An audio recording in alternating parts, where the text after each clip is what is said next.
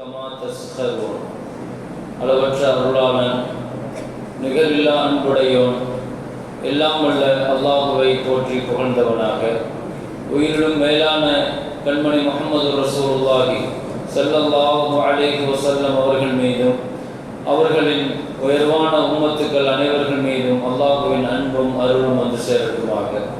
இன்றைய தினம் நாம் ஓதிய கேட்ட அனைத்து இறைவசனங்களுக்கும் நிறைவான நல்ல கூலி அல்லாஹ் வழங்க புரிவானாக. நம்முடைய தொழுகைகளை அல்லாஹ் கபூல் செய்வானாக. நம்முடைய இஹ்லாஸை அல்லாஹ் கபூல் செய்வானாக. பரதான வாஜிபான சுன்னத்தான நம்முடைய வணக்கங்களை அல்லாஹ் ஏற்றுக்கொள்வானாக. நம்முடைய நோன்பை, துஆக்களை, ஸிக்ர்களை, இஸ்திக்ஃபார், ஸலவாத், திலாவத்துகள் போன்ற அனைத்து இபாதத்துகளையும் அல்லாஹ் கபூல் செய்வானாக. பாவத்தை விட்டும் பாவத்தின் தொடர்பை விட்டும் அல்லாஹ் பாதுகாப்பானாக. மக்ஃபிரத்தையும் ரஹ்மத்தையும் அல்லாஹ் புனிதமிக்க இந்த ரமலான் மாதத்தில் நமக்கும் நம் குடும்பத்திற்கும் அல்லாஹ் நசீபாக்கி தருவானாக. வாழும் காலமெல்லாம் நோய் நொடிகள் இல்லாமல் ஆரோக்கியமான ஆஃபியத்தான முழுமையான ஷிஃபாவை பெற்ற வாழ்வை அல்லாஹ் நம் அனைவர்களுக்கும் நம் குடும்பத்தார்களுக்கும் தந்தருவானாக.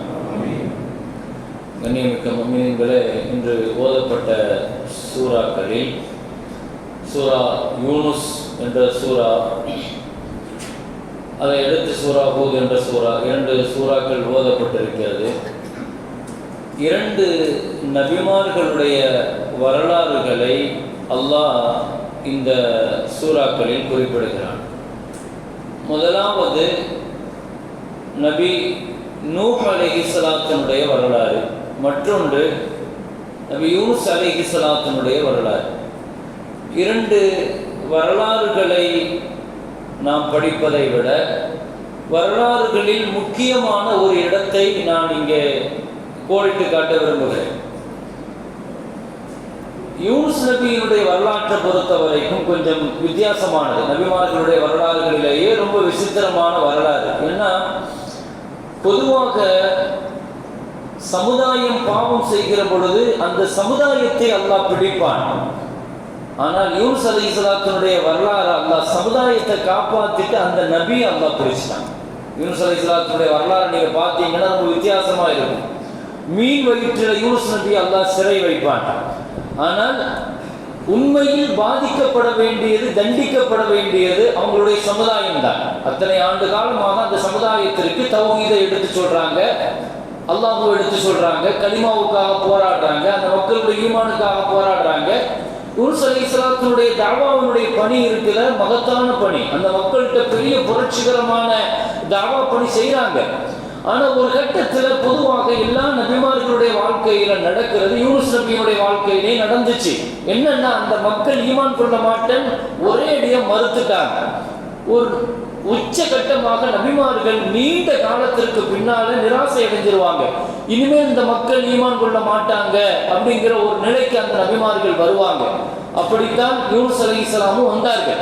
இனி இந்த மக்கள் ஈமான் கொள்ள மாட்டாங்கிற ஒரு கட்டத்துல அல்லாஹ்ட்ட அந்த மக்களுக்கு எதிராக துஆ செய்தார்கள். எல்லா நபிமார்களும் துஆ செய்தது போலவே யூனுஸ் நபியும் துஆ செஞ்சாங்க. அல்லாஹும் அந்த துஆவை கபூல் செய்ததாக சொல்லிட்டான்.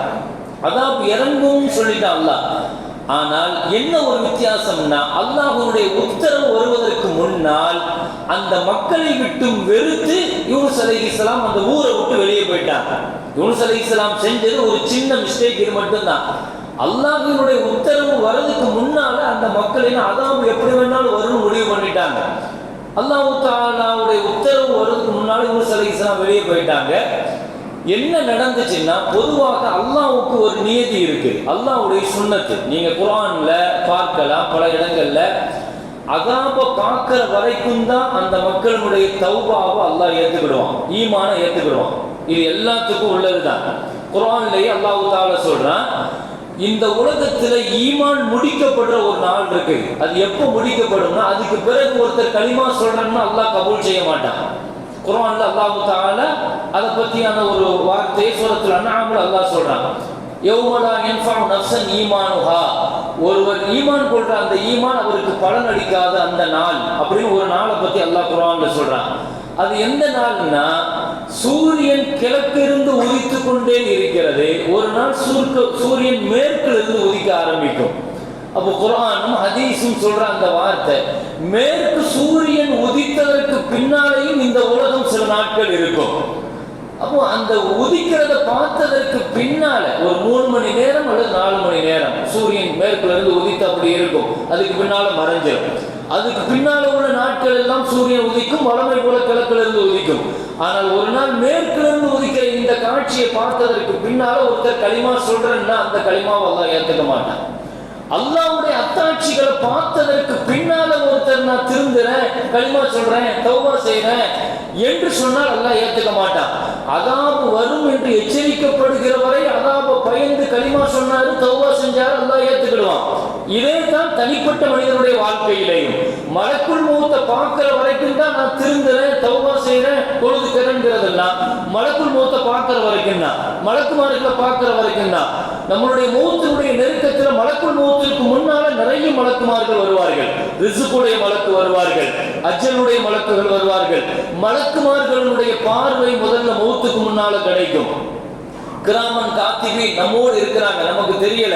நன்மை எழுதுறதுக்கு ஒரு மலக்கு, தீமை எழுதுற ஒரு மலக்கு அல்லாஹ் தஆலா வச்சிருக்கிறான். நம்மளுடைய வலது தோள் புஜத்துல, இடது தோள் புஜத்துல அந்த மலக்கை கூட பார்க்க முடியும்.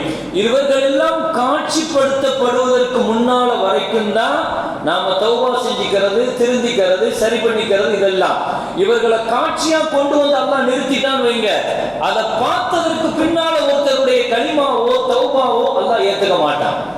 இது அல்லாஹ்வுடைய நியதி. நான் அல்லாஹ்வுடைய சுன்னத்தை சொல்றதுக்காக சொல்றேன். எனவே எத்தனையோ சமுதாயத்தை அல்லாஹ் அழிச்சிருக்கிறான். கல்மலையை வச்சு அல்லாஹ் அழிச்சிருக்கிறான், பூமியை சொருக வச்சு அல்லாஹ் அழிச்சிருக்கிறான். இப்படி எல்லாம் சமுதாயத்தை அழிச்சிருக்கிறான். அதாபுன்னு வருகிற வரைக்கும் தான். அதாப பார்த்ததற்கு பின்னால நான் திருந்துறேன்னு சொன்னா ஒரு சமுதாயத்தை அல்லாஹ் அந்த திருந்துதலை ஏத்துக்க மாட்டான், அந்த தௌபாவை அல்லாஹ் ஏத்துக்க மாட்டான், அந்த ஈமான் அல்லாஹ் ஏத்துக்க மாட்டான். இந்த நியதியிலிருந்து விடுபட்டவர்கள் யூனுஸ் அலைஹிஸ்ஸலாத்தினுடைய சமுதாயம் மட்டும்தான். நான் அதனால தான் இதை சொல்றேன்.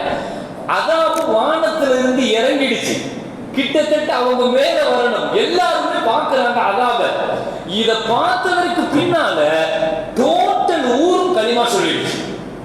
அல்லாஹ் குர்ஆன்ல சொல்றான், ஒரு நபியினுடைய சமுதாயம் 100% களிமா சொன்னது யூனுஸ் நபியுடைய சமுதாயம் மட்டும்தான். அப்படி களிமா சொன்னவங்க யாருமே கிடையாது. குர்ஆனுடைய வரலாறுகளை எதுக்கு சொல்றோம்னா அதுல பெரிய பாடங்கள் இருக்குது நமக்கு. அதுல ஒவ்வொன்றையும் நம்ம படிக்கணும். குர்ஆனுங்கிறது வரலாறு நூல் கிடையாது, கதை சொல்றதுக்கோ வரலாற்று சொல்றதுக்கோ இறக்கப்பட்ட நூல் கிடையாது. அல்லாஹ் ஒரு சரித்திரத்தை குர்ஆன்ல சொல்றான்னு சொன்னா அந்த சரித்திரத்துல இந்த உம்மத்திற்கு எல்லா காலத்திலையும் பாடம் எடுக்கணும். நான் ஒரு சரித்திரத்தை இப்ப நான் சொல்றேன்னு சொன்னா இதே சரித்திரத்தை நீங்க போய் பின்னால சிந்திச்சு பார்க்கும்போது உங்களுக்கு வேற பாடங்கள் கிடைக்கும். நான் சொன்ன பாடம் தான்ங்கிறது அவசியம் இல்லை. எனக்கு எவ்வளவு அறிவு இருக்குதோ அந்த குறுகிய அறிவு விஷயத்தை நான் சொல்ல முடியும். தஃசீர்கள் என் அறிவுக்கும் நினைவுக்கும் இருக்கிறத நான் சொல்ல முடியும். இதே விஷயத்தை நீங்க போய் சிந்திக்கிற பொழுது அதுதான் குர்ஆன், அல்லாஹ்வுடைய கலாம்ங்கிறது. அப்படித்தான் யார் பார்க்கிறாங்க, சொல்ற என்னை விட அல்லாஹ் உங்களுக்கு விசாலமான அறிவை தந்திருக்கலாம். ரொம்ப முபல்லகின் அவ்ஆ மின் சாமியின் ஸல்லல்லாஹு அலைஹி வஸல்லம் சொன்னாங்க, பல பேர்கள் பேசுகிறவர்களை விட கேட்பவர்கள் மிகவும் ஞாபக சக்தி உள்ளவர்களாகவும் சிந்தனை திறன் கொண்டவர்களாகவும் இருக்கலாம் நான் ஸல்லல்லாஹு அலைஹி வஸல்லம். அதனால பேசுற நான் சொல்ற விஷயங்கள் மட்டும்தான் அல்ல, சரித்திரங்களை இது போன்ற நாட்கள்ல தான் நம்ம சொல்ல முடியுது. ஜும்மாக்கள்ல ஒரு தலைப்பின் கீழே பேசுறோம். அப்போ குர்ஆனுடைய வரலாறுகள்ல சொல்லுகிற பொழுது அதை கொஞ்சம் சிந்திக்கணும். முடிந்தால் எடுத்து பாருங்க, படிங்க அந்த வரலாறுகளை. அந்த வரலாற்று நான் இங்க வரலாற்றினுடைய ஒரு பகுதியை, ஒரு பாயிண்ட மட்டும் தான் இங்க குறிச்சு நான் சொல்றேன். அல்லாஹ் இதுவரைக்கும் அதாப பார்த்ததற்கு பின்னால ஒரு சமுதாயத்தினுடைய ஈமானை ஏற்றுக்கொண்டதாக வரலாறு கிடையாது. அப்படி ஏற்றுக்கொண்ட ஒரே சமுதாயம் யூனுஸ் நபியுடைய சரித்திரம் தான். இவங்களை எல்லாம் அழிச்சிருவான்னு நினைச்சிட்டு இவர் வெளியே போயிட்டார் யூனுஸ் அலைஹிஸ்ஸலாம். ஆனா டோட்டல் மக்களும் 1,00,000 பேர்கள் என்று அல்லாஹ் குர்ஆன்ல சொல்றான். 1,00,000த்திற்கு மேற்பட்ட மக்கள் என்று அல்லாஹ் குர்ஆன்ல சூரத்து சாஃபாத்ல அல்லாஹ் சொல்றான். டோட்டலா ஊர் மக்கள் பூராவுமே யூனுஸ் நபியை ஏற்றுக்கொண்டாங்க. யூனுஸ் நபிக்கு தெரியாது, அல்லாஹ்வுடைய உத்தரவு வரதுக்கு முன்னால அந்த மக்கள் மேல வெறுப்படைஞ்சு இவங்க போனதுனால அல்லாஹ் கடல்ல இவரை அரெஸ்ட் பண்ணி வச்சுட்டான்.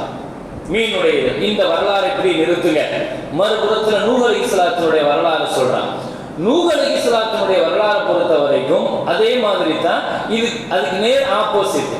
அந்த மக்கள் டோட்டலா நூஹ் அலைஹிஸ்ஸலாத்தை பெரிய அளவுல டார்ச்சர் பண்ணாங்க, கேலி பண்ணாங்க. அவங்க செஞ்ச கப்பலை கேலி பண்ணாங்க. அல்லாஹ் தஆலா நூஹ் அலைஹிஸ்ஸலாம் அலைஹிஸ்ஸலாமும் துஆ செஞ்சாங்க.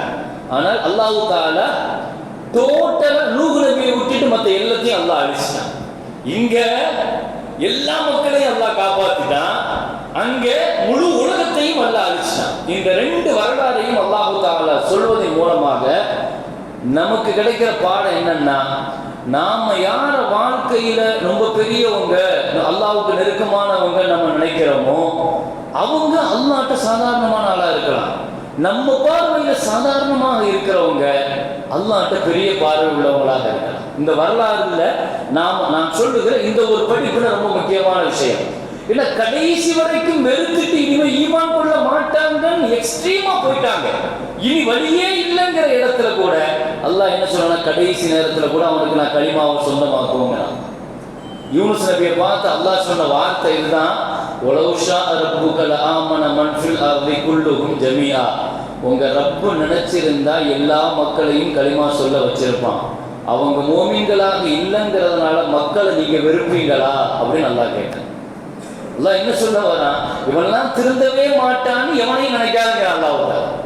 இவங்கெல்லாம் எங்க திருந்துவாங்க, இவங்கெல்லாம் எப்படி உருப்பட போறான் அப்படி நம்ம நினைப்போம் இல்லையா வாழ்க்கையில. அப்படி யாரையும் நீங்க ஜட்ஜ்மெண்ட் பண்ணாதீங்க. யூனுஸ் அலைஹிஸ்ஸலாத்துடைய வரலாறு அதுதான் நமக்கு சொல்லு. ஏன்னா அல்லாஹ் யூனுஸ் நபியினுடைய சமுதாயத்தை கடைசி நிமிஷத்துல கூட அதுல இருந்து அல்லாஹ் காப்பாற்றி கொண்டு வந்துட்டான். அதனால வாழ்க்கையில தௌபாவோ திருந்துதலோ அல்லாஹ் தஆலா நாடிட்டா எந்த இடத்திலையும் அவங்களை அல்லாஹ் மீட்டி கொண்டு வந்துருவான். மறுபுறத்துல வாழ்க்கையில பெரிய ஆளா இருக்கிறோம், நம்ம பெரிய அளவு தொடர்புல இருக்கிறோம், பெரிய கோலத்துல இருக்கிறோம், அவங்களை சாதாரணமாக அல்லாஹ் மாத்திரும். ஹம்ஸா ரலியல்லாஹுவும் ரசூலுல்லாஹ்வுக்கு வாப்பாவோட பிறந்தவர் தான். அபூ லஹபும் ஸல்லல்லாஹு அலைஹி வஸல்லம் வாப்பாவோட பிறந்தவர். ரெண்டு பேரும் ஸல்லல்லாஹு அலைஹி வஸல்லத்தை பார்த்த பார்வை இருக்கு. ஹம்ஸா ரலியல்லாஹு எப்படி பார்த்தாங்க, அல்லாஹ்வுடைய தூதர்னு பார்த்தாங்க. அபூ லஹபும் நம்ம தம்பி மகன் தானே அப்படின்னு பார்த்தாங்க. எப்படி பார்க்கிறோமோ அந்த பார்வை இருக்குது இல்லையா? எனவே எந்த சூழ்நிலையிலையும் நாம் யாரையும் எந்த விஷயத்தை வச்சும் ஏளனமாக நினைக்க வேண்டாம். அவர் இதை செஞ்சிட்டாரு, மதுவுக்கு அடிமையாயிட்டாரு, இதுக்கு அடிமையாயிட்டாரு, இப்படி ஒரு தப்பு இருக்குது அவர்கிட்ட என்று சொல்லி நபி ஸல்லல்லாஹு அலைஹி வஸல்லம் சொன்னாங்க. அவரை நீங்க கேவலப்படுத்தினா அல்லது கேவலமாக நீங்க நினைச்சா அவர் எந்த சூழ்நிலையில் அந்த பாவத்தை செஞ்சாருங்கிறது உங்களுக்கு தெரியாது. ஒரு குற்றவாளியை நீங்க எப்படி பார்க்கணும்னு சொன்னாங்கன்னா ஸல்லல்லாஹு அலைஹி வஸல்லம் அவருடைய இடத்துல இருந்து பாருங்க. ஒரு மூமினை பொறுத்த வரைக்கும் நீங்க அப்படித்தான் பார்க்கணும். உண்மையிலே பாவம் செய்யணும்னு நினைச்சு செஞ்சிருக்க மாட்டாரு, ஏதோ சூழ்நிலை கைதின்னு சொல்லுவாங்க இல்லையா, அப்படி ஒரு நெருக்கடியில் செஞ்சிட்டாரு. இல்ல அவர் அப்படி செஞ்சிருக்க கூடாதுன்னு நீங்க யோசிச்சீங்கன்னா அப்படி ஒரு சூழ்நிலையை அல்லாஹ் உங்களுக்கு தருவான். நீங்க என்ன செய்றீங்கன்னு அல்லாஹ் பார்ப்பான். அந்த இடத்துல என்ன செய்ய சொல்றாங்க, அப்படி ஒரு முஸ்லீமை பத்தி தவறு வந்து அவருக்கு என்ன நெருக்கடியோ கஷ்டமோ செஞ்சுட்டாரு, சரி தௌபா செஞ்சிருப்பாரு அப்படின்னு ஒரு நல்லெண்ணத்துல நீங்க கடந்து போயிடுங்கன்னா, அப்ப யாரையும் நீங்க முடிவு பண்ணி இவர்கள்லாம் வாழ்க்கையில திருந்த மாட்டாங்க என்ற முடிவுக்கு நீங்கள் வர வேண்டாம். வாழ்க்கையில் எந்த சூழ்நிலையிலையும் அல்லாஹ் தஆலா அவர்களை மீட்டி கொண்டு வருவான் என்பதுதான் இந்த வரலாறுகள் நமக்கு சொல்லுகிற பாடம். அல்லாஹ் வரலாறுகளை முழுமையாக உள்வாங்கி அதனுடைய படிப்பினைகளை வாழ்க்கையில் அமல் செய்ய அல்லாஹ் தௌஃபீக் செய்வானாக. வாஹிரு தஅவானா அல்ஹம்துலில்லாஹி ரப்பில் ஆலமீன். السلام عليكم ورحمة الله وبركاته. اللهم تقبل منا صلاتنا وصيامنا وقيامنا وركوعنا وسجودنا وتضرعنا وتخشعنا وتمم تقصير أعمالنا وتجاوز عنا سيئاتنا وتوفنا مع الأبرار. صلى الله وسلم على سيدنا محمد وآله وصحبه أجمعين والحمد لله رب العالمين. صلى الله على محمد صلى الله عليه وسلم. صلى الله على محمد صلى الله عليه وسلم. صلى الله على محمد يا رب صل عليه وسلم. يا رب عليكم تربية النساء.